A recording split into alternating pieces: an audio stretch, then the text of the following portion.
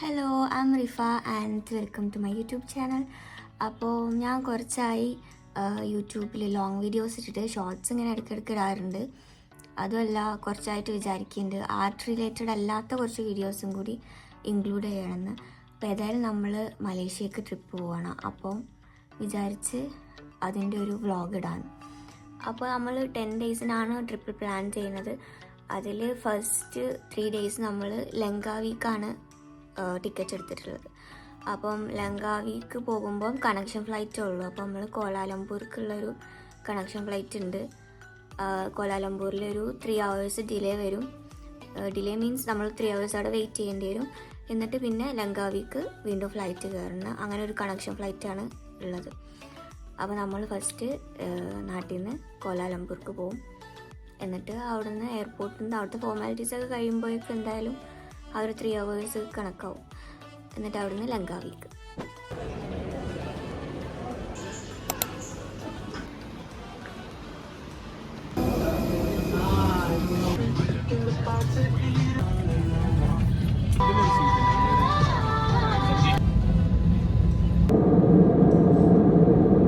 As we have just landed at Kuala Lumpur International Airport Terminal 2. അപ്പോൾ നമ്മൾ കോലാലംപൂർ എയർപോർട്ടിലെത്തി. ഇനി നമുക്ക് ഇവിടുന്ന് ഒരു 3 hours കഴിഞ്ഞിട്ടാണ് ഫ്ലൈറ്റ് ഉള്ളത് ലങ്കാവിക്ക്. അപ്പോൾ നെക്സ്റ്റ് ഫ്ലൈറ്റ് ലങ്കാവിക്കാണ്. അപ്പോൾ ഇവിടെ എയർപോർട്ടിൽ ഓരോരോ ഫോർമാലിറ്റീസൊക്കെ ചെയ്തിട്ട് അത് കഴിയുമ്പോഴേക്കും മിക്കവാറും 3 hours ഒക്കെ കറക്റ്റ് ആവാൻ ചാൻസ് ഉണ്ട്. നമ്മൾ വിചാരിച്ച് കുറേ ടൈം ഇവിടെ ഇരിക്കേണ്ടി വരും. നമ്മൾ കുറേ കേട്ടിട്ടില്ലായിരുന്നു 7-Eleven. നമ്മൾ എയർപോർട്ടിൽ തന്നെ ഒരു 7-Eleven കണ്ടപ്പോൾ എന്തെങ്കിലും കഴിക്കാൻ വാങ്ങിയാലോ വിചാരിച്ചിട്ട് കയറി നോക്കുകയാണ്.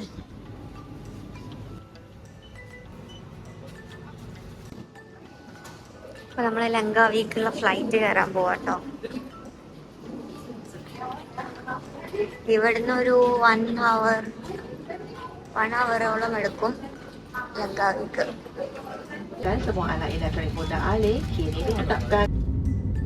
ഞാൻ പെയിൻറ്റിങ്ങിനുള്ള കുറച്ച് ട്രാവൽ ഫ്രണ്ട്ലി ആയിട്ടുള്ള മെറ്റീരിയൽസ് ഒക്കെ കയ്യിൽ കരുതിയിരുന്നു കേട്ടോ. അപ്പോൾ 1 hour ഉണ്ടല്ലോ വിചാരിച്ചിട്ട് ഞാൻ പ്ലെയിൻ എയർ പെയിൻറ്റിംഗ് ഒക്കെ സ്റ്റാർട്ട് ചെയ്തിരുന്നു. പക്ഷെ എനിക്ക് കംപ്ലീറ്റ് ചെയ്യാൻ പറ്റിയില്ല. അപ്പം തിരിച്ചു വരുമ്പോൾ കംപ്ലീറ്റ് ചെയ്യാം. കടലിൻ്റെ റിഫ്ലക്ഷനാണ് ഈ കാണുന്നത്. നല്ല രസമുള്ളൊരു ടെക്സ്ചറിൽ ഐലൻഡിൻ്റെ പാർട്ടുകളൊക്കെ കാണുന്നുണ്ട്. ഇപ്പോൾ നമ്മൾ ഏകദേശം ലാൻഡ് ചെയ്യാനായിട്ടുണ്ട്.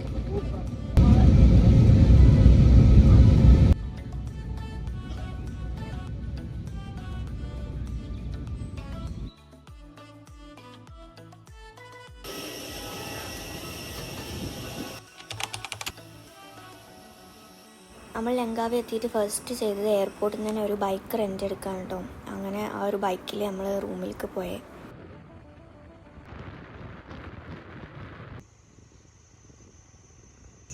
ഇവിടെ റിസോർട്ട് വേൾഡ് ലങ്കാവിയിലാണ് നമ്മൾ സ്റ്റേ എടുത്തിട്ടുള്ളത് ഫസ്റ്റ് 3 days. അപ്പോൾ 3 daysൻ്റെ ഉള്ളിൽ ലങ്കാവിയിൽ കുറച്ച് എക്സ്പ്ലോർ ചെയ്തിട്ട് കോലാലംപൂർക്കോ അല്ലെങ്കിൽ പെനാങ്ങക്കോ പോകാനാണ് പ്ലാൻ.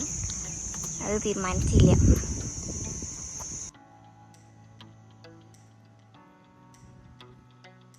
അപ്പോൾ ഇതാണ് നമ്മളെ റിസോർട്ടിൽ നിന്നുള്ള വ്യൂ. നല്ല ഗ്രീൻ വാട്ടറൊക്കെ കാണുന്ന വ്യൂ ആണ്. ബോട്ടിംഗ് ഒക്കെ ഉണ്ട്.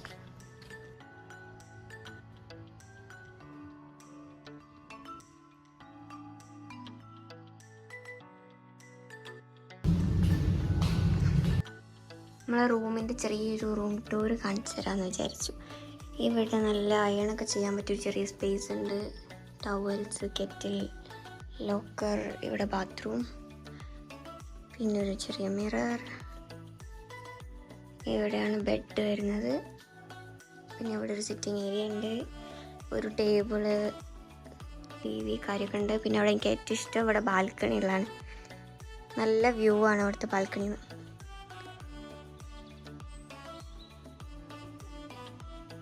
നൈസ്. അപ്പോൾ ആ കാണുന്നതാണ് ഐലൻഡ് ഹോപ്പിംഗ് ഒക്കെ ചെയ്യാൻ കൊണ്ടുപോകുന്ന ജെട്ടി എന്ന് തോന്നുന്നു. നമ്മളങ്ങോട്ട് പോയി നോക്കിയില്ല, പോയി അന്വേഷിച്ചില്ല. ഐലൻഡ് ഹോപ്പിംഗ് ഒക്കെ ചെയ്യാൻ പ്ലാൻ ഉണ്ട്. അപ്പോൾ കണ്ടിട്ട് അതാണ് തോന്നുന്നു.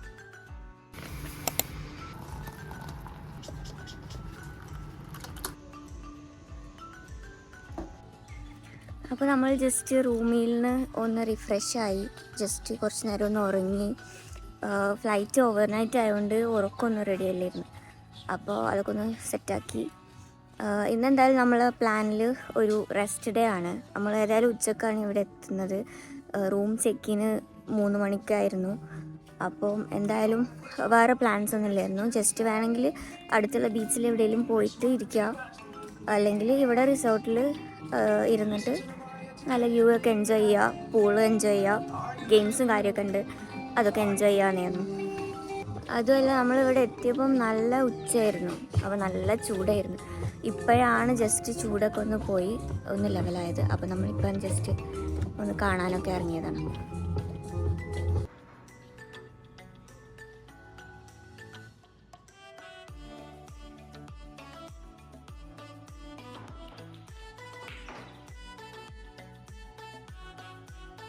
ഇവിടുത്തെ ഗെയിം സോണിൽ നല്ല ഇൻട്രസ്റ്റിംഗ് ആയിട്ടുള്ള വോൾ ഔട്ട്സ് കണ്ടുട്ടോ, ഭയങ്കര കളർഫുൾ.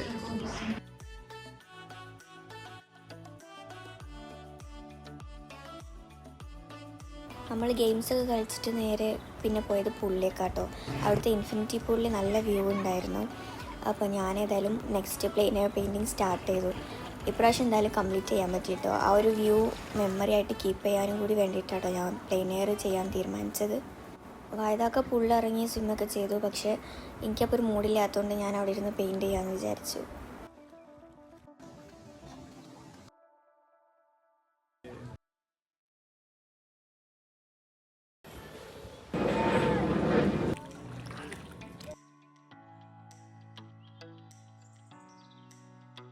അവിടെ ഇൻഫിനിറ്റി പൂളിൻ്റെ പുറമെ വേറൊരു ഫാമിലി പൂൾ കൂടി ഉണ്ടായിരുന്നു കേട്ടോ. കിഡ്സിനൊക്കെ എൻജോയ് ചെയ്യാൻ പറ്റിയൊരു സ്പേസ് ഉള്ള പൂള്. അപ്പോൾ നമ്മൾ പെൻഡായി സെനാങ് എന്ന് പറയുന്ന ബീച്ചിലേക്ക് പോവാണ്. അവിടെ സൺസെറ്റ് ബീച്ച് എന്നാണ് പറയണത് തന്നെ. പിന്നെ അതുമല്ല അവിടെ കുറച്ച് ഫയർ ഷോസൊക്കെ പോപ്പുലറായിട്ടുണ്ട്. നമുക്കൊന്ന് പോയി നോക്കാം.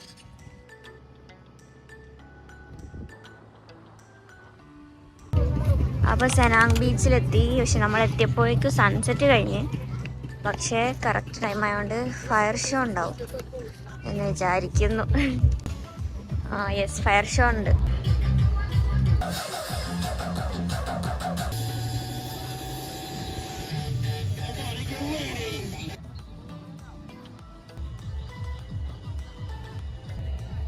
സെനാങ് ബീച്ചിൽ നൈറ്റ് മാർക്കറ്റ് ഉണ്ടായിരുന്നു കേട്ടോ. അവിടെ കുറേ ചെറിയ ചെറിയ ഷോപ്സും ഫുഡ് സ്റ്റോൾസൊക്കെ വരുന്നത്. അപ്പോൾ നമ്മൾ ഫയർ ഷോ കഴിഞ്ഞിട്ട് അതൊക്കെ ഒന്ന് കാണാൻ പോയി. കുറേ സുവനീഴ്സും പിന്നെ ക്യൂട്ടായിട്ടുള്ള കുറച്ച് ഐറ്റംസൊക്കെ വിൽക്കുന്ന കുറേ ഷോപ്സ് കണ്ടു കേട്ടോ. പിന്നെ ഫുഡ് സ്ട്രീറ്റിൽ ഡിഫറെൻ്റ് ആയിട്ടുള്ള കുറേ ഐറ്റംസ് കണ്ടു. നമ്മൾ ഓവർ എക്സ്പ്ലോർ ചെയ്യാനൊന്നുമില്ല. നമ്മൾ ജസ്റ്റ് നഗറ്റ്സ് പോലത്തെ ഒരു സംഭവം പിന്നെ ഒരു കോർണർ കഴിച്ചിട്ട് റൂമിലേക്ക് പോയി.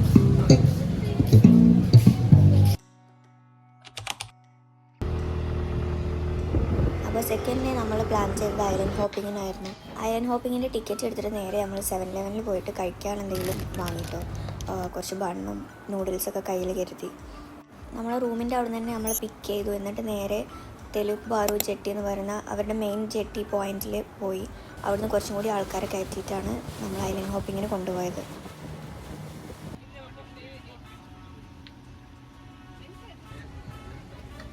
ഐലൻഡ് ഹോപ്പിങ്ങിന് മെയിനായിട്ടും 3 ഐലൻഡിലേക്കാണ് കൊണ്ടുപോകട്ടോ. ഫസ്റ്റ് ഐലൻഡ് വരുന്ന ഒരു പ്രഗ്നൻറ്റ് മെയ്ഡൻ ഐലൻഡാണ്. ഒരു പ്രഗ്നൻറ്റ് ലേഡി കിടക്കുന്ന പോലത്തെ ഷേപ്പുള്ളൊരു ഐലൻഡാണ്. പക്ഷെ നമുക്കത് വീഡിയോ എടുക്കാൻ പറ്റിയില്ല. പിന്നെ ആ ഒരു ഐലൻഡിൽ തന്നെ ഒരു ഫ്രഷ് വാട്ടർ സ്പോട്ട് ഉണ്ട് കേട്ടോ. അവിടെ നമുക്ക് ഇറങ്ങി നീന്തുകയൊക്കെ ചെയ്യാം. അതായത് ഇത്രയും സോൾട്ട് വാട്ടറിൻ്റെ അടുത്തുള്ള ഒരു ഫ്രഷ് വാട്ടർ ഏരിയ.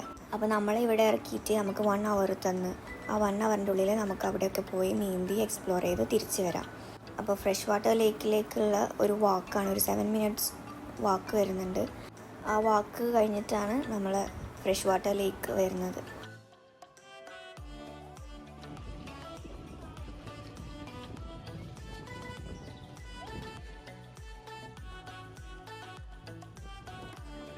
അപ്പോൾ ഇതാണ് ഇവിടുത്തെ ഫ്രഷ് വാട്ടറുള്ള ഏരിയ. ഇവിടെ നമുക്ക് ഈ ഒരു ഏരിയയിൽ ലൈഫ് ജാക്കറ്റ് ഇട്ട് നമുക്ക് ഇറങ്ങി നീന്താം. അറൗണ്ട് 14 മീറ്റേഴ്സിൽ പറഞ്ഞേ 14 meters ഡെപ്ത് ഉണ്ട് ഇവിടെ. അപ്പോൾ ലൈഫ് ജാക്കറ്റ് ഇല്ലാതെ നമുക്ക് ഇറങ്ങാൻ പറ്റില്ല.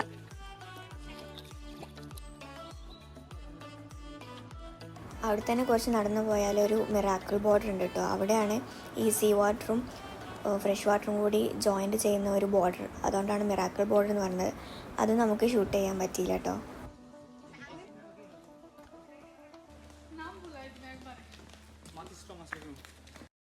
അപ്പോൾ 1 hour കഴിഞ്ഞപ്പോൾ നമ്മൾ നേരെ തിരിച്ച് ബോട്ട് നിർത്തിയെടുത്തേക്ക് തന്നെ പോയി. അവിടെ നമ്മളെ ബോട്ടിൽ കയറി പിന്നെ നെക്സ്റ്റ് സ്പോട്ടിലേക്ക് കൊണ്ടുപോയിട്ടോ.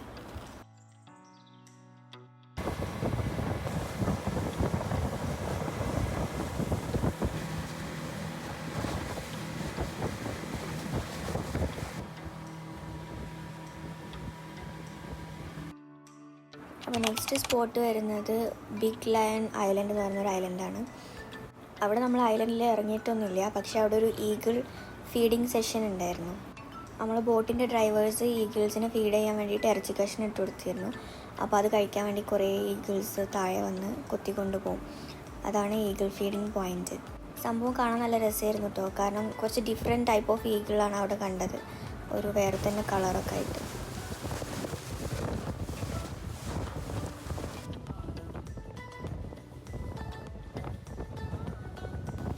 അപ്പം ലാസ്റ്റ് ഐലൻഡ് വരുന്നത് ഒരു വെട്രൈസ് ഐലൻഡ് എന്ന് പറഞ്ഞ ഐലൻഡ് കേട്ടോ.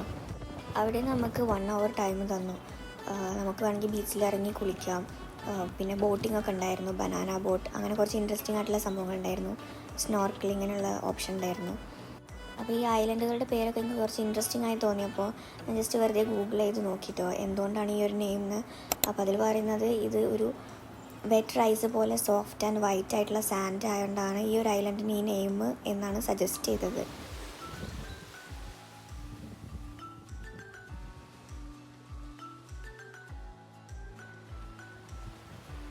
നല്ല ക്ലിയർ വാട്ടറൊക്കെ ആയിരുന്നു കേട്ടോ. അപ്പോൾ നമ്മൾ ബീച്ചിലൊക്കെ ഇറങ്ങി കുളിച്ച് പിന്നെ ബീച്ചിലെത്തിയ എൻ്റെ ഒരു ഫേവറേറ്റ് പാർട്ടാണ് ഷെൽസ് കളക്ട് ചെയ്യുക. അവിടെയുള്ള ക്രിയേച്ചേഴ്സ് എന്തെങ്കിലും ഉണ്ടോ എന്ന് വെറുതെ ഇങ്ങനെ നോക്കി നടക്കുക.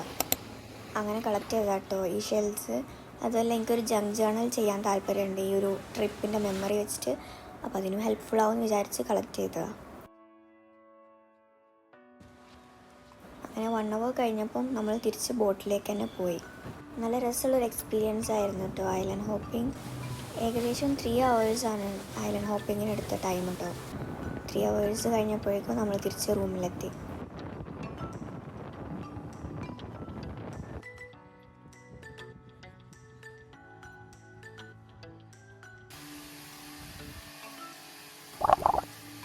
അപ്പോൾ നമ്മൾ ഐലൻഡ് ഹോപ്പിംഗ് കഴിഞ്ഞ് വന്ന് നമ്മൾ ഡ്രസ്സൊക്കെ മാറ്റിയിട്ടോ. കാരണം നമ്മൾ ബീച്ചിലൊക്കെ ഇറങ്ങി കുളിച്ചിട്ടാണ് വന്നിരുന്നത്. അപ്പോൾ നനഞ്ഞ ഡ്രസ്സിലാണ് വന്നിരുന്നത്.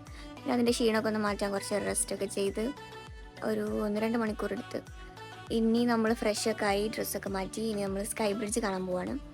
അപ്പോൾ ആദ്യം ലഞ്ച് കഴിക്കണം, എന്നിട്ട് സ്കൈ ബ്രിഡ്ജ് കാണാം.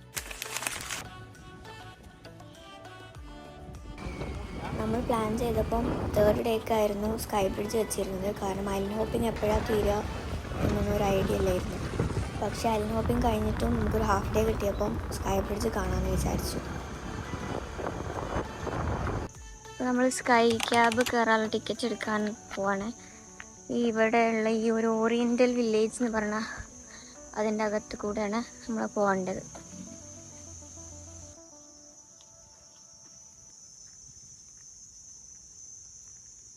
അപ്പോൾ ഇവിടെ ചെറിയ ചെറിയ ഷോപ്സുകളൊക്കെ ഉള്ള ഒരു വഴി കൂടെയാണ് കേട്ടോ നമുക്ക് പോകാനുള്ളത്. അതാണ് oriental village.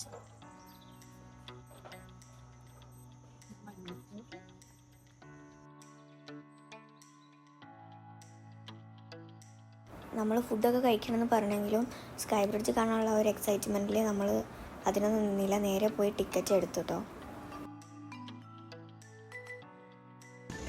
നമ്മളെടുത്ത കോംബോയിൽ sky bridge, sky ക്യാബും sky ഡോമും പിന്നെ ഒരു 3D ആർട്ട് മ്യൂസിയം ഉണ്ട്. അപ്പോൾ സ്കൈ ഡോം ഫസ്റ്റ് കയറാൻ വിചാരിച്ചു. നമ്മൾ ഉച്ചൻ്റെ ശേഷം ആയതുകൊണ്ട് 6 മണിക്ക് മുന്നേ സ്കൈ ഡോമിലും 3D ആർട്ട് മ്യൂസിയം നമ്മൾ കവർ ചെയ്യണം.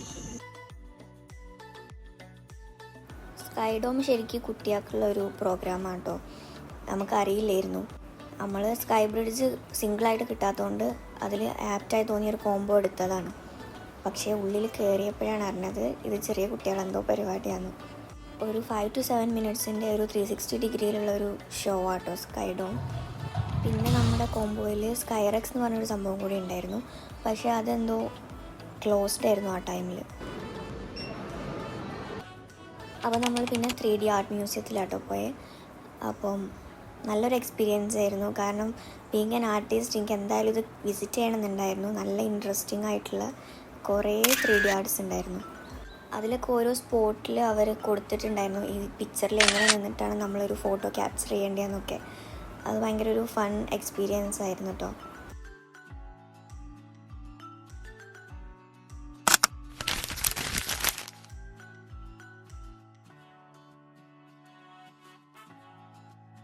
ത്രീ ഡി ആർട്ട് മ്യൂസിയത്തിൽ എനിക്ക് ഏറ്റവും ഫേവറേറ്റ് ആയിട്ട് തോന്നിയൊരു പാർട്ട് ഇതാട്ടോ.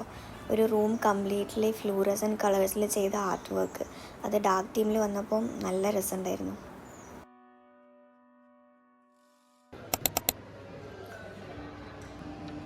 അപ്പം 3D ആർട്ട് മ്യൂസിയം കഴിഞ്ഞപ്പോൾ നമ്മൾ നേരെ sky ബ്രിഡ്ജിലേക്ക് sky cab കയറിയിട്ടോ.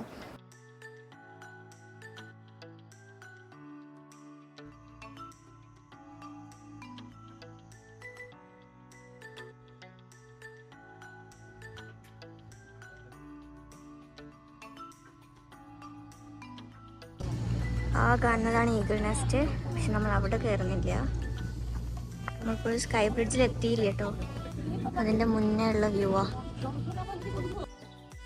Eagle nest നമ്മുടെ കോംബോയിലില്ലായിരുന്നു. അതൊരു ഗ്ലാസ് ബ്രിഡ്ജാണ് കേട്ടോ. അപ്പോൾ നമ്മളവിടെ വ്യൂ ഒക്കെ എൻജോയ് ചെയ്യാൻ പറ്റിയൊരു സ്പേസ് കണ്ടപ്പോൾ നമ്മളവിടെ ഇറങ്ങി ഒന്ന് കണ്ടതാണ്. As the Sky Cab ascends towards the top station, passengers are treated to a spectacular view. To the left, the boundless Andaman Sea stretches out into. Cable car ഇറങ്ങിയിട്ട് നമുക്കൊരു നേച്ചർ വാക്ക് ഉണ്ട്. ആ നേച്ചർ വാക്കിൽ കൂടെ പോയിട്ടാണ് സ്കൈ ബ്രിഡ്ജിലേക്ക് എത്താം.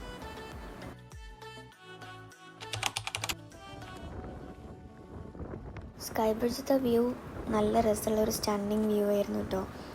ഒരു സൈഡിൽ കംപ്ലീറ്റ് ഗ്രീൻ വാട്ടറും ഐലൻഡ്സൊക്കെ കാണാം. മറ്റേ സൈഡിലാണെങ്കിൽ ഗ്രീൻ മൗണ്ടെയ്ൻസും. 125 മീറ്റേഴ്സ് ലെങ്ത്തുള്ള ഒരു കർവ്ഡ് സസ്പെൻഷൻ ബ്രിഡ്ജാണ് കേട്ടോ ഇത്.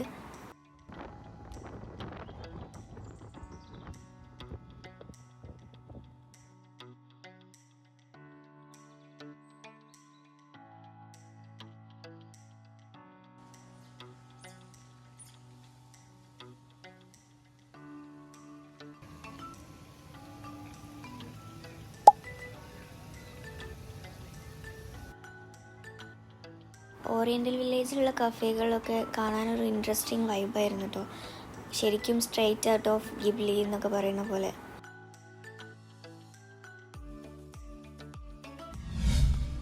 അവിടുന്ന് നമ്മൾ നേരെ ഫുഡൊന്നും കഴിക്കാത്തതുകൊണ്ട് ഫുഡ് കഴിക്കാൻ സ്ട്രെയിറ്റ് സെനാങ് ബീച്ചിലെ മാർക്കറ്റിലേക്കാണ് പോയത്.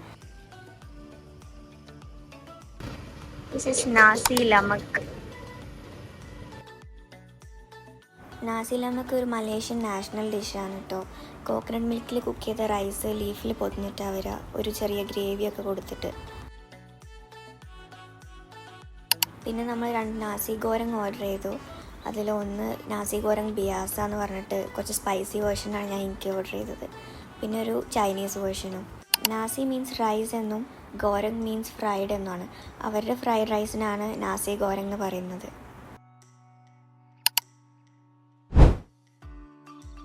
ഫുഡ് കഴിച്ച് നമ്മൾ പിന്നെ നേരെ അഗെയിൻ സെനാങ് ബീച്ചിലെ ഫയർ ഷോ കാണാൻ പോയിട്ടോ. ഇപ്രാവശ്യം കുറച്ച് നേരത്തെ എത്തി. സൺസെറ്റിൻ്റെ ഒക്കെ ഒരു ടൈമിലാണ് എത്തിയത്.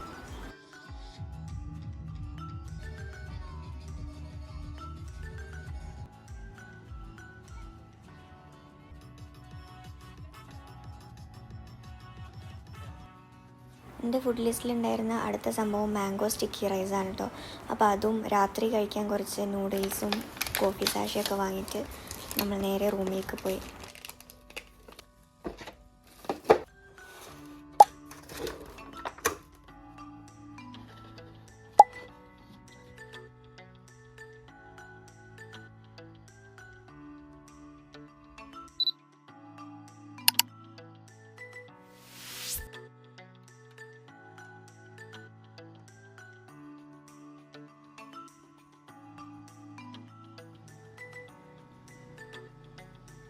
അപ്പോൾ ലങ്കാവിയിലെ 3rd ഡേ ആണ് കേട്ടൊന്ന്. നമ്മൾ ബക്കറ്റ് ലിസ്റ്റിലുണ്ടായിരുന്ന 2 കാര്യമായിരുന്നു, സ്കൈ ബ്രിഡ്ജും പിന്നെ ഐലൻഡ് ഹോപ്പിങ്ങും. അപ്പോൾ അത് രണ്ടും നമ്മൾ ഇന്നലെ കവർ ചെയ്ത്. അപ്പോൾ ഇന്ന് കുറച്ച് റെസ്റ്റൊക്കെ എടുത്ത് ഇനി ഇവിടെ ബീച്ചസ് എന്തെങ്കിലും ഉണ്ടെങ്കിൽ എക്സ്പ്ലോർ ചെയ്യാമെന്ന് വിചാരിച്ച്. സ്പോട്ടുകളൊന്നും അങ്ങനെ കണ്ടുവച്ചിട്ടില്ല, ജസ്റ്റ് പോകുമ്പോൾ നോക്കാമെന്ന് വിചാരിച്ച്. നമ്മളാണെങ്കിൽ ബ്രേക്ക്ഫാസ്റ്റ് ഒന്നും കഴിച്ചില്ല, ജസ്റ്റ് കോഫി കുടിച്ച് കുറേ നേരം ബാൽക്കണിയിലൊക്കെ ഇരുന്ന് അങ്ങനെ ഇരുന്ന്. അപ്പോൾ ഇനി ലഞ്ച് കഴിക്കാമെന്ന് വിചാരിച്ച്, എന്നിട്ട് തീരുമാനിക്കുക എവിടെയൊക്കെ പോകേണ്ടതെന്നൊക്കെ.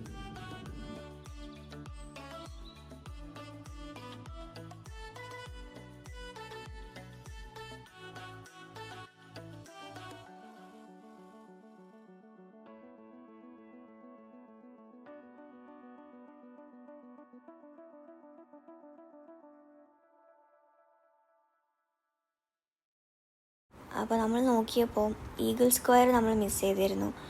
അപ്പം അടുത്തത് ഈഗിൾ സ്ക്വയറിലേക്ക് പോകാമെന്ന് വിചാരിച്ചു. ഫുഡ് കഴിക്കാനൊന്നും നിന്നില്ല, ഈഗിൾ സ്ക്വയറിലെത്തിയിട്ട് അവിടുന്ന് എന്തെങ്കിലും കഴിക്കാമെന്ന് വിചാരിച്ചു.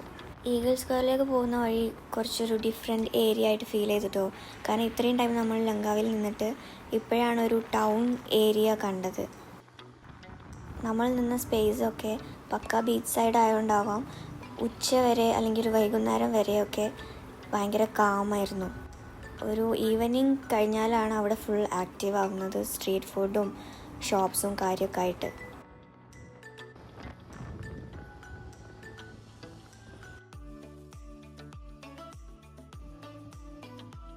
ഈഗിൾ സ്ക്വയർ ലങ്കാവിയിലെ one of the must visit attraction ആണെന്നാണ് പറയപ്പെടുന്നത് കേട്ടോ. മലായ് ലാംഗ്വേജിൽ ലങ് എന്ന് പറഞ്ഞാൽ ഈഗിളും കാവി എന്ന് പറഞ്ഞാൽ റെഡ് സ്റ്റോണുമാണ്. അപ്പോൾ ആ ഒരു തീമിൽ ഇൻ്റർപ്രറ്റ് ചെയ്തിട്ടുള്ള ഒരു ലാർജ് ഈഗിളിൻ്റെ സ്റ്റാച്യു ഉണ്ട് കേട്ടോ അവിടെ.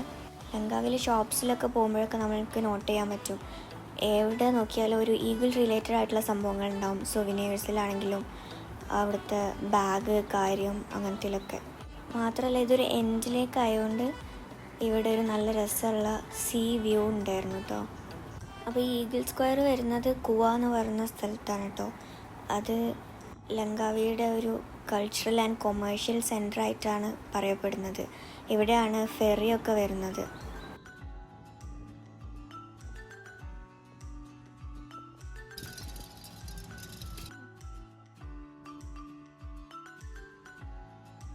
അപ്പോൾ ഈഗിൾ സ്ക്വയറൊക്കെ കണ്ടിട്ട് നമ്മൾ നേരെ ഫുഡ് കഴിക്കാൻ പോയി. അവിടെ അടുത്ത് തന്നെ കുറേ ഷോപ്സൊക്കെ ഉണ്ടായിരുന്നു.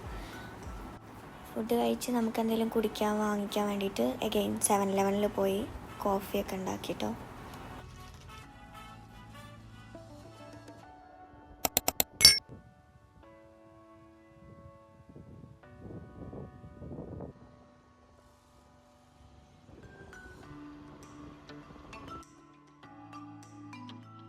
അവിടുന്ന് പിന്നെ നമ്മൾ നേരെ വന്നത് പെൻറ്റായ് തേങ്കയിലേക്കാട്ടോ. ഇത് അങ്ങനെയാണോ പ്രൊനൗൺസ് ചെയ്യാമെന്ന് എനിക്കറിയില്ല. പെൻറ്റായ് എന്ന് പറഞ്ഞാൽ ബീച്ച് എന്നാണ് കേട്ടോ മീനിങ്. അവിടെ കുറച്ച് പേര് സർഫ് ചെയ്യുന്നതൊക്കെ കണ്ടങ്ങനെ ഇരുന്നു. പിന്നെ കമ്പാരേറ്റീവ്ലി ലെസ് ക്രൗഡഡ് ആണ് കേട്ടോ ഇവിടെ. പിന്നെ നമ്മൾ നേരെ സെനാങ് മോളിൽ പോയിട്ട് ജെറ്റ് സ്കീയുടെ ടിക്കറ്റും കാര്യമൊക്കെ അന്വേഷിക്കാൻ പോയി. ബട്ട് അന്ന് ക്ലൈമറ്റ് അത്ര ഫേവറബിൾ അല്ലാത്തതുകൊണ്ട് നമുക്ക് ചെയ്യാൻ പറ്റിയില്ല. അപ്പോൾ നമ്മൾ ജസ്റ്റ് ബീച്ചൊക്കെ ഒന്ന് ഇങ്ങനെ കറങ്ങി നടന്ന് നേരെ അഗെയിൻ റൂമിലേക്ക് പോയി.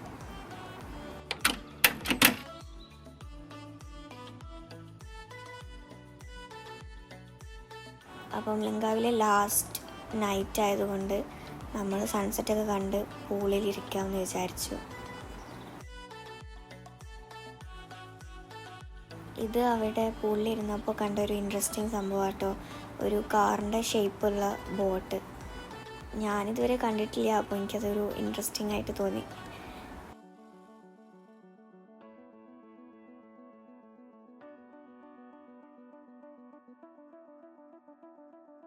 ഇത്രയും ടൈം ലങ്കാവിൽ നിന്നിട്ട് നമുക്ക് റൂമിൽ നിന്ന് ഒരിക്കലും സൺസെറ്റ് കിട്ടിയില്ല കേട്ടോ. നമ്മൾ സൺസെറ്റിൻ്റെ ടൈമിൽ എപ്പോഴും ഒന്നുകിൽ മൂവിങ്ങിലായിരിക്കും അല്ലെങ്കിൽ വേറെ സ്ഥലത്താവും. അപ്പോൾ നമ്മൾ മാക്സിമം ടൈം പൂളിലൊക്കെ ഇരുന്ന് എൻജോയ് ചെയ്തു. പിന്നെ നമ്മൾ ഫുഡ് കഴിക്കാൻ വേണ്ടി പുറത്തുപോയി. അപ്പോഴാണ് നമ്മൾ എപ്പോൾ പോകുമ്പോഴും ഈ ഒരു ഷോപ്പ് നോട്ട് ചെയ്തിരുന്നു, എക്കോ എന്ന് പറഞ്ഞിട്ട്. അപ്പോൾ വെറുതെ ഒരു ക്യൂരിയോസിറ്റിൻ്റെ പുറത്ത് ഉള്ളിലേക്ക് കയറി നോക്കിയതാണ്. അതിനകത്ത് അഫോർഡബിൾ ആയിട്ടുള്ള കുറേ ക്യൂട്ട് സാധനങ്ങളുണ്ട്. വേറെയും കുറേ ഐറ്റംസ് ഉണ്ട്, പക്ഷേ ഞാനെപ്പോഴും ക്യൂട്ട് ഐറ്റംസ് നോട്ട് ചെയ്യുന്നതുകൊണ്ട് കുറേ നേരം അവിടെ അങ്ങനെ നോക്കിയിരുന്നു. കുട്ടികൾക്കൊക്കെ പറ്റിയ ടോയ്സ്, സ്റ്റിക്കേഴ്സ്, സ്റ്റേഷനറി അങ്ങനെ കുറേ സംഭവങ്ങൾ കണ്ടു.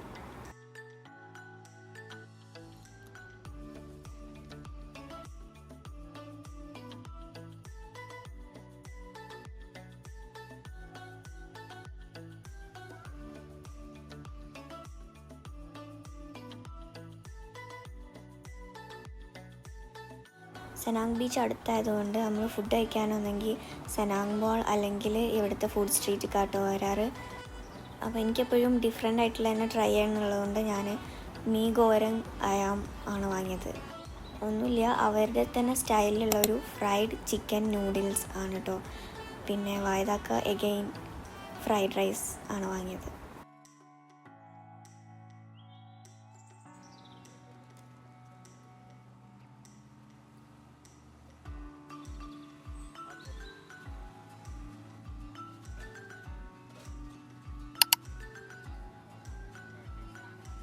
പോകുന്നിടത്തു നിന്നൊക്കെ സുവനീഴ്സ് കളക്ട് ചെയ്യണമെന്നുള്ളൊരു ഹാബിറ്റ് കൊണ്ടുവരാൻ ശ്രമിക്കുക കേട്ടോ നമ്മൾ. അപ്പം നമ്മൾ ലാസ്റ്റായിട്ട് സുവനീർ വാങ്ങാൻ പോയി. ലാസ്റ്റ് ഡേയിലേക്ക് വെച്ചതായിരുന്നു കേട്ടോ ഈ ഒരു ഷോപ്പിംഗ്.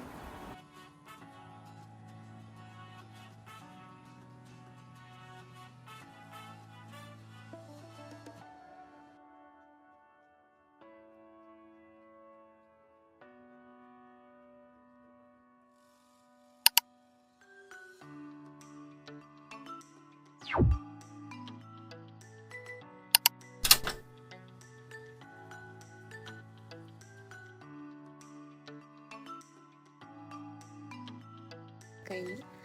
അപ്പോൾ നമ്മൾ ലങ്കാവി കഴിഞ്ഞു കേട്ടോ. ഇന്ന് നമ്മൾ കോലാലംപൂരിലേക്ക് ഫ്ലൈറ്റ് എടുത്തതാണ്. 12:50ക്കാണ് ഫ്ലൈറ്റ്. അപ്പോൾ നമ്മൾ എയർപോർട്ട് പോവാണ്. രാവിലെ എണീറ്റ് ഫ്രഷായി എയർപോർട്ട് പോകുന്ന വഴിക്കോ അല്ലെങ്കിൽ എയർപോർട്ടിൽ നിന്നോ ഫുഡ് കഴിക്കാം. നെക്സ്റ്റ് കോലാലംപൂർ.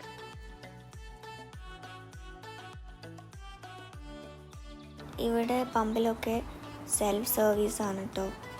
അപ്പോൾ നമ്മൾ മഴയായിരുന്നു, അതുകൊണ്ട് തന്നെ നമ്മൾ നേരത്തെ ഇറങ്ങി. കാരണം നമ്മൾ സ്കൂട്ടറിലാണ്, സ്കൂട്ടർ എയർപോർട്ടിൽ തന്നെ തിരിച്ചു കൊടുക്കണം. അപ്പം ഇൻ കേസ് മഴ കൂടിയാൽ നമ്മളാകെ നനഞ്ഞിട്ട് വേണ്ടി വരും പോകാൻ. അപ്പോൾ നമ്മൾ നേരത്തെ ഇറങ്ങിയിട്ട് സ്കൂട്ടർ കൊടുത്തു കേട്ടോ. നേരത്തെ മീൻസ് നല്ല നേരത്തെ ആയിരുന്നു, അതുകൊണ്ട് തന്നെ ഒന്നും ചെയ്യാനില്ല. കുറേ ഷോപ്പൊക്കെ കണ്ട് കയറി ഇറങ്ങി അങ്ങനെ നടന്നു.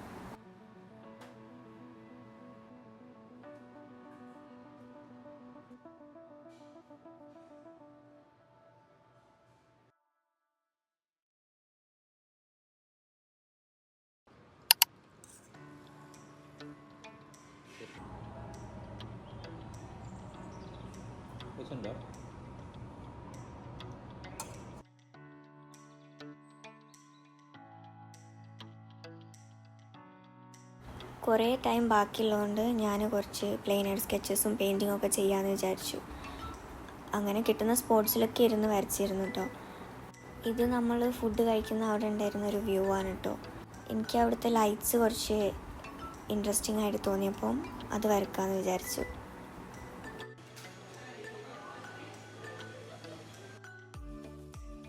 എഗെയിൻ നമ്മൾ ഫ്ലൈറ്റ് കയറാൻ സമയത്ത് ഗേറ്റിൻ്റെ അവിടെ ഇരുന്നപ്പം പുറത്തൊരു നല്ല രസമുള്ള ഒരു വ്യൂ കണ്ടു കേട്ടോ. നല്ല ഗ്രീൻ ലഷിൻ്റെ ഇടക്ക് റെഡ് റൂഫുള്ള കുറച്ച് വീടോ അപ്പാർട്ട്മെൻറ്റോ അങ്ങനെ എന്തോ ആണ്. അപ്പം ഞാൻ കിട്ടിയ സമയം വെച്ചിട്ട് അതൊന്ന് ജസ്റ്റ് സ്കെച്ച് ചെയ്തു. ലങ്കാവിയിൽ ഇനിയും ശരിക്കും കുറേ എക്സ്പ്ലോർ ചെയ്യാനുണ്ട് കേട്ടോ. അപ്പോൾ നമ്മൾ ജസ്റ്റ് നമ്മളെ പ്ലാനിലുണ്ടായിരുന്ന നമുക്ക് മസ്റ്റ് വിസിറ്റായിട്ട് ഫീൽ ചെയ്ത കുറച്ച് സ്ഥലങ്ങൾ നോക്കിയിട്ട് ലിസ്റ്റ് എടുത്തതാണ്.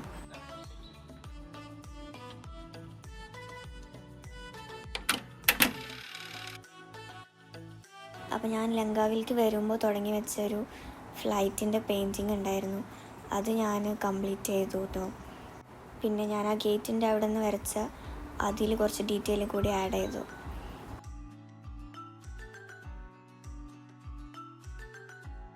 അപ്പോൾ ഇത്രേ ഉള്ളൂ കേട്ടോ എൻ്റെ മലേഷ്യൻ വ്ളോഗ് പാർട്ട് 1 ലങ്കാവി. അപ്പോൾ കോലാലംപൂർത്തെ ഡേയ്സ് നെക്സ്റ്റ് വീഡിയോയിൽ കാണിക്കാം. എല്ലാവർക്കും ഇഷ്ടമായെങ്കിൽ ലൈക്ക് ചെയ്യുക, നിങ്ങളുടെ അഭിപ്രായങ്ങളൊക്കെ കമൻറ്റ് ചെയ്യുക, സബ്സ്ക്രൈബ് ചെയ്യുക. See you in the next video. Bye.